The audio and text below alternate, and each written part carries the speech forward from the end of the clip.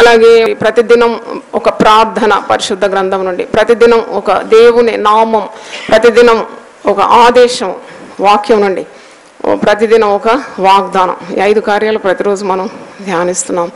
దేవుని స్తోత్రం. ఈరోజు ఉదయకాల ఆశీర్వాదం. ఆదికాండం 28:18 వచనంలో యాకోబు తెల్లవారినప్పుడు యాకోబు లేచి తాను తలగడగా చేసుకున్న రాయి తీసి దాన్ని స్తంభముగా నిలిపి దాని కొన మీద నూనె పోసెను. ఎప్పుడు లేచినాడండి యాకోబు? తెల్లవారినప్పుడు లేచినాడు. 28వ అధ్యాయంలో మీరు చూస్తే మరి అతను 10వ వచనం, యాకోబు బేర్షెబా నుండి బయలుదేరి హారాను వైపు వెళ్ళొచ్చు ఒక చోట చేరి ప్రొద్దుగుంకినందున అక్కడ రాత్రి నిలిచిపోయి ఆ చోటి రాళ్లతో ఒకటి తీసుకొని తనకు తలగడగా చేసుకొని అక్కడ పండుకొనాను. ఆయన పండుకున్న వేళలో చక్కని దర్శనాన్ని చూస్తూ ఉంటాడు. అక్కడ ఒక కలగంటాడు. అందులో ఒక నిచ్చెన భూమి మీద నిలబడి ఉన్నది. దాని కొన ఆకాశం అని అంటుకుంటుంది. దాని మీద దేవుని దూతలు ఎక్కుచూ దిగుచూ ఉండిరి. దాని తర్వాత గొప్ప వాగ్దానం పొందుకుంటున్నాడు. మరి వాగ్దానము 14వ వచనం నుండి 15వ వచనం వరకు వాగ్దానం ఉంది. అద్భుతమైన వాగ్దానము యాకోబు పొందుకుంటున్నాడు. నీ సంతానము భూమి మీద లెక్కకు ఇసుక రేణువులో అగును, నీవు పడమటికి తట్టును, తూర్పు తట్టును, ఉత్తరపు తట్టును, దక్షిణ తట్టును వ్యాపించదవు. భూమి యొక్క వంశములన్నీ నీ మూలంగాను నీ సంతానం మూలంగాను ఆశీర్వదింపబడును. ఇదిగో నేను నీకు తోడై ఉండి నీ వెళ్ళు ప్రతి స్థలమందు నిన్ను కాపాడుచు ఈ దేశమునకు నిన్ను మరల రప్పించదను. నేను నీతో చెప్పునది నెరవేర్చు వరకు నిన్ను విడువను. హల్లెలూయా.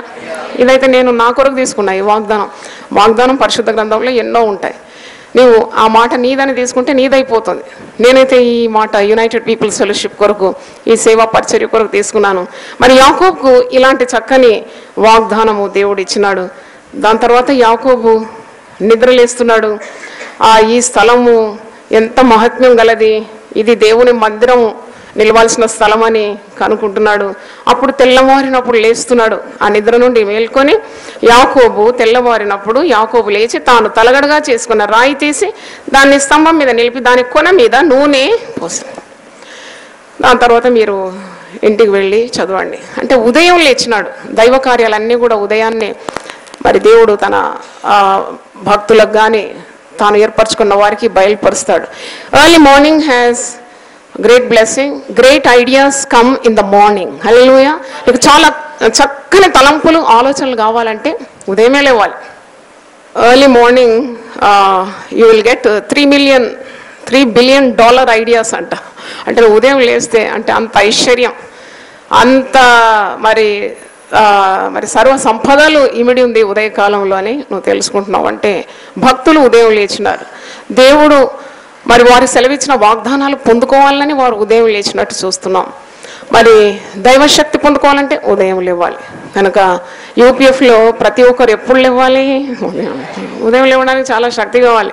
దినమంతా పనిచేసి అలసిపోయి ఉదయం లేవండి అంటే ఎట్లా అవుతుంది సిస్టర్ అంటారు. కరెక్ట్. కానీ దేవుడు ఇస్తాడు, శక్తినిచ్చే దేవుడు. సొమ్మశీలిన వారికి బలం ఇచ్చే దేవుడు, శక్తిహీనులకు ఆయన బలాభివృద్ధి కలగజేసే దేవుడు. నువ్వు ప్రార్థన చేసి పొందుకోవాలి ఆ శక్తిని. దేవుని స్తోత్రం. దేవుడు మనల్ని అద్భుతంగా దీవిస్తాడు. ఒక ప్రార్థన 139వ కీర్తన 23-24. Psalms 139:23 and 24. దేవా, నన్ను పరిశోధించి నా హృదయమును తెలుసుకొను, నన్ను పరీక్షించి నా ఆలోచనలను తెలుసుకొను. నీకు ఆయాసకరమైన మార్గము నాయందున్నదేమో చూడము, నిత్య మార్గమున నన్ను నడిపి. 139వ కీర్తన అయితే చాలా చక్కని కీర్తన. దావీదు రచించిన కీర్తన. ఈ కీర్తనలో మరి అనేకమైన కార్యాలు రాసినాడు. దాని తర్వాత చివరిగా అంటున్నాడు, నన్ను పరిశోధించు ప్రభువా, నా హృదయాన్ని నువ్వు తెలుసుకో, నన్ను పరీక్షించు, నా ఆలోచనలను తెలుసుకో. మరి నన్ను పరీక్షించిన తర్వాత నీకు ఇష్టమైన మార్గం, నీకు ఆయాసకరమైన మరి కార్యాలు నేను ఏవైనా చేస్తున్నానో నాకు తెలుపు, నిత్య మార్గమున నన్ను నడిపించు అని. అందరు తప్పులు కప్పు పెట్టడానికే చూస్తారు కానీ విప్పి చెప్పుకోరు ఎవరు. తప్పులు పైకి చాలా బాగా కనబడతారు కానీ చేసే తప్పులు దేవుడు ఎరుగు. కనుక మనం ప్రార్థన చేసేటప్పుడు, దేవా, అందరికీ నేను బాగా కనబడుతున్నాను కానీ నా హృదయ పరిస్థితి నీకు తెలుసు. నీవు హృదయము అంతరింద్రియములు పరిశీలించే దేవుడు కాబట్టి నన్ను పరిశోధించు. స్కాన్ మై హార్ట్ లార్డ్, నన్ను పరీక్షించు. నేను ఒకవేళ నీకు అవిధేయత మరి చూపెడితే తప్పకుండా నన్ను నిత్య మార్గంలో నడిపించు, ఆయాసకర మార్గమైన ఏది ఉన్నదండి దయతో ఆ మార్గం నుండి నన్ను తొలగించు. హల్లెలూయా. ఇది ప్రార్థన. ఈరోజు వాగ్దానం ఎజెకియల్ గ్రంథం 11:19. ఎజెకియల్ 11:19. వారు నా కట్టడలను నా విధులను అనుసరించి గైకొన్నట్లు నేను వారి శరీరంలో నుండి రాతి గుండెను తీసివేసి వారికి మాంసపు గుండెను ఇచ్చి వారికి ఏక మనస్సు కలగజేసి వారి యందు నూతన ఆత్మ పుట్టింది. హల్లెలూయా. మనం కుటుంబంలో సమాధానం కొరకు ప్రార్థన చేస్తాం. కొందరు కఠినులైన వ్యక్తుల కొరకు మనం ఎప్పుడు విజ్ఞాపన చేస్తూ ఉంటాం. బంధువుల్లో కొందరు కొరకు ప్రార్థన చేస్తూ ఉంటాం. కొందరు స్త్రీలు భర్త మారు మనసు కొరకు ప్రార్థిస్తున్నారు. కొందరు మరి దారి తప్పే పిల్లల కొరకు ఎప్పుడు విజ్ఞాపన చేస్తూ ఉన్నారు. ఈ వాగ్దానం నువ్వు తీసుకోవాలి. దేవా, నీవు మరి నా బిడ్డలకు నీ కట్టడలను నీ విధులను మరి నేను ఎవరి కొరకైతే ప్రార్థిస్తున్నానో వారికి నీ మార్గములను బయలుపరచు, వారి శరీరంలో నుండి రాతి గుండెను తీసివేసి మాంసపు గుండెను ఇచ్చి ఏక మనసు కలగజేసి వారి యందు ఏమిస్తాడంటే నూతన న్యూ స్పిరిట్. హల్లెలూయా. సౌలు మరి హింసకుడు, దూషకుడు, హానికరుడు, సంఘమును పాడు చేసిన వ్యక్తిని ప్రభు దర్శనం ద్వారా మార్చివేసినాడు. భక్త కోటికి అపోస్తలుడైపోయినాడు. పాపి అయిన సౌలు, ప్రధాన పాపిని, నేను పాపుల్లో ప్రధాన పాపిని అనే సౌలు పరిశుద్ధుడైన పౌలుగా మారిపోయినాడు. దేవునికి స్తోత్రం. A sinner becoming a saint. హల్లెలూయా. కనుక మనం ప్రార్థనలో విశ్వాసాన్ని కోల్పోకొద్దు. ఈ 40 రోజులు నువ్వు ఎవరికొరకైతే ప్రార్థిస్తున్నావో వారు పాపపు మార్గంలో ఉన్న అట్టి పాపులను దేవుడు పరిశుద్ధులుగా మార్చే శక్తి కలవాడు. దేవునికి స్తోత్రం. వారికి నూతన ఆత్మనిస్తాడు. వారి శరీరంలో నుండి రాతి గుండెను తీసివేసి మాంసపు గుండెనిస్తాడు. ఏక హృదయము కలగజేస్తాడంట. Oneness of spirit. దేవునికి స్తోత్రం. ఏక మనసు కలగజేయవాడు ఆయన. మీ కుటుంబంలో కలహం ఉందా? ఉద్యోగ స్థలంలో మనస్పర్ధలు ఉన్నాయా? ఏక మనసు కలగజేయ దేవా, మాకు సహాయం దయచేయి, ఐక్యత దయచేయి, సమాధానం దయచేయి, నూతనాత్మ దయచేయి, రాతి గుండెను తీసివేయి, మాంసపు గుండెను దయచేయి. హల్లెలూయా. నీ ఆజ్ఞలను నీ కట్టడలను అనుసరించే రీతిగా వారికి మరి ఆ మనసు, సమ్మతి గల మనసు దయచేయమని ప్రార్థన చేయాలి. దేవునికి స్తోత్రం. హల్లెలూయా. నామం 2వ దినవృత్తాంతములు 20వ అధ్యాయము 12వ వచనం. 2 Chronicles 20th chapter 12వ వచనం. మా దేవా, నీవు వారికి తీర్పు తీర్చవా? మా మీదికి వచ్చి ఈ గొప్ప సైన్యంతో యుద్ధము చేయుటకును మాకు శక్తి చాలదు, ఏమి చేయుటకును మాకు తోచదు, నీవే మాకు దిక్కు అని ప్రార్థన చేశాం. హల్లెలూయా. ఇది ఎవరు చేసిన ప్రార్థన? యెహోషాపాతు రాజు ప్రార్థన చేస్తున్నాడు. శత్రు సైన్యం మీద పడినప్పుడు 5-6 రాజులు వారి సైన్యంతో వచ్చినప్పుడు చిన్న రాజు గొప్ప రాజులతో యుద్ధం చేసేటప్పుడు తన శక్తి మీద ఆధారపడలేదు, కానీ దేవుని మీద ఆధారపడుతున్నాడు, ప్రార్థన చేస్తున్నాడు, ఉపవాస దినం చాటిస్తున్నాడు. ఆ ప్రార్థనలో ఇది చాలా ముఖ్యమైన ప్రార్థన. అంటున్నాడు, మాకు ఏమి చేయుటకు మాకు తోచడము లేదు, నీవే మాకు దిక్కు, ఈ గొప్ప సైన్యంతో యుద్ధం చేయడానికి మాకు శక్తి చాలా. ఎన్నిసార్లు ఇలాంటి ప్రార్థన మనం చేస్తాం కదా. దేవా, ఎటు తోచడం లేదు తండ్రి, నాకేం తోచడం లేదు ప్రభువా, మరి మాకు ఈ సమస్య పరిష్కరించడానికి మాకు శక్తి చాలదు, నీవే మాకు దిక్కు. హల్లెలూయా. ఈ 1000 నామాలు బోధించినాను, దాంట్లో ఈ దిక్కు అనే నామం బోధించినాను, ప్రసంగం కూడా చేసినాను. పలకండి ఒకసారి ఆ మాట. దిక్కు. దిక్కు ఏ నామం ఈరోజు ధ్యానిస్తున్నాం? దిక్కు. దిక్కు అంటే దేవుణ్ణి నువ్వు ప్రార్థన చేసేటప్పుడు నీకు దిక్కులేని దరిద్రుల ప్రార్థన నిరాకరింపక వారి ప్రార్థన వైపు ఆయన తిరుగుతాడు. చప్పట్లు కొట్టి దేవుని స్తుతిద్దాం. హల్లెలూయా. దిక్కు. చాలా మందికి దిక్కు లేరండి ఈ లోకంలో.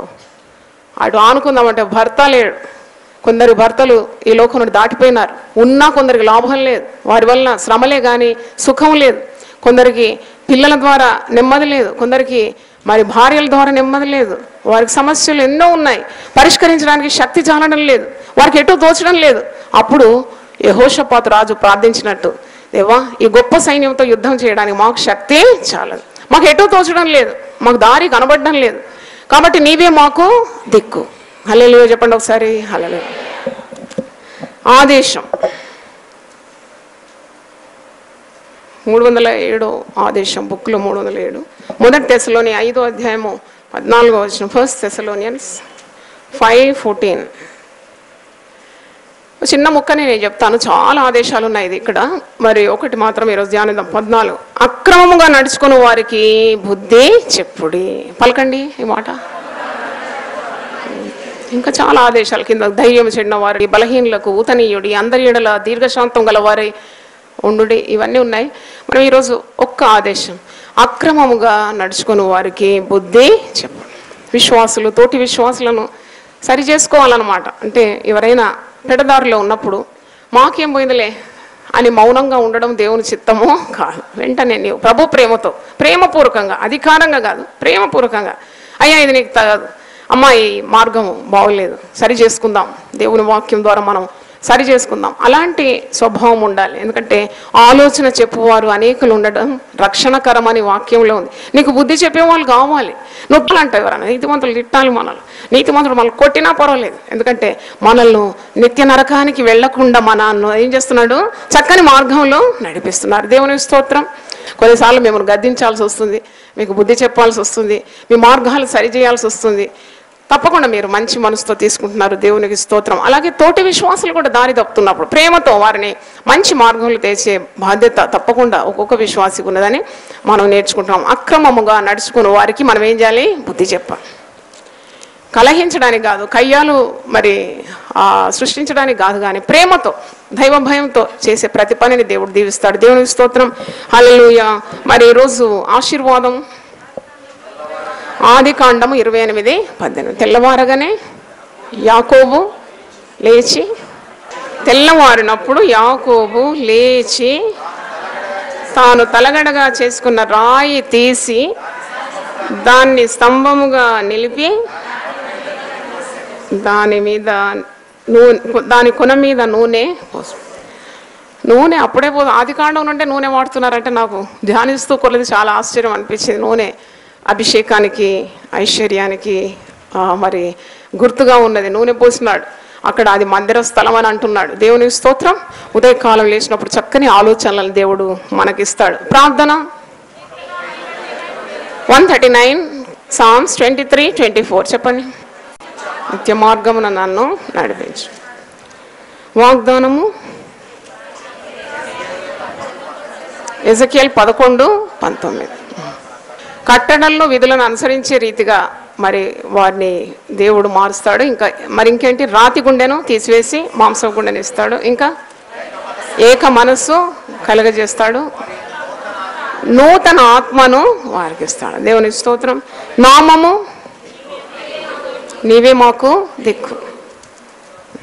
2వ దినవృత్తాంతములు 20:12. ఆదేశం అక్రమంగా నడుచుకుని వారికి బుద్ధి చెప్పు. 1 Thessalonians 5:10. Very good. ప్రార్థన చేసుకుందాం. హల్లెలూయా. స్తోత్రం, స్తోత్రం. ప్రభువా నీ పరిశుద్ధ నామమునకు స్తోత్రం చెల్లిస్తున్నాము.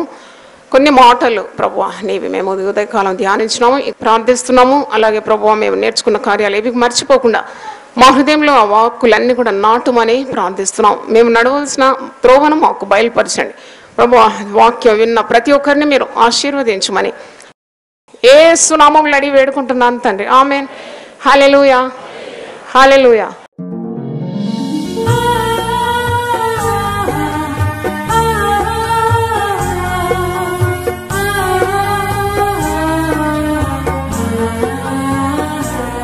నీ ధనము నీ ఘనము ప్రభు యేసుదే, నీ దశమా భాగము నీయ వెనుదీతువా.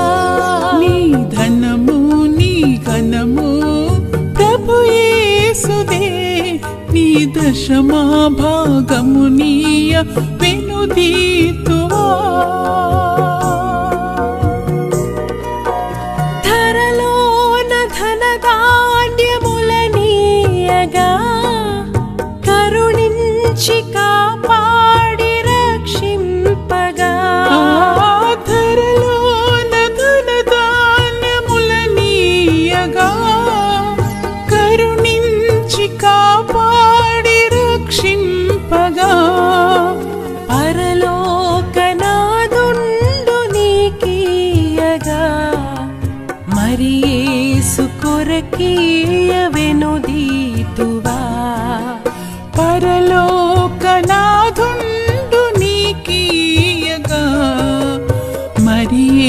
యేసు కొరకీయ వినుదీతువా నీ ధనము నీ ఘనము ప్రభు యేసుదే నీ దశమా భాగము నీయ వెనుదీతువా పాడి పంటలు ప్రభువు నీకీయగా కూడు గుట్టలు నీకు దయచేయగా పాడి పంటలు ప్రభు నీకీయగా కూడు గుట్టలు నీకు దయచేయగా వీడంగ ప్రభు యేసు నామంబును గడువేల ప్రభుకి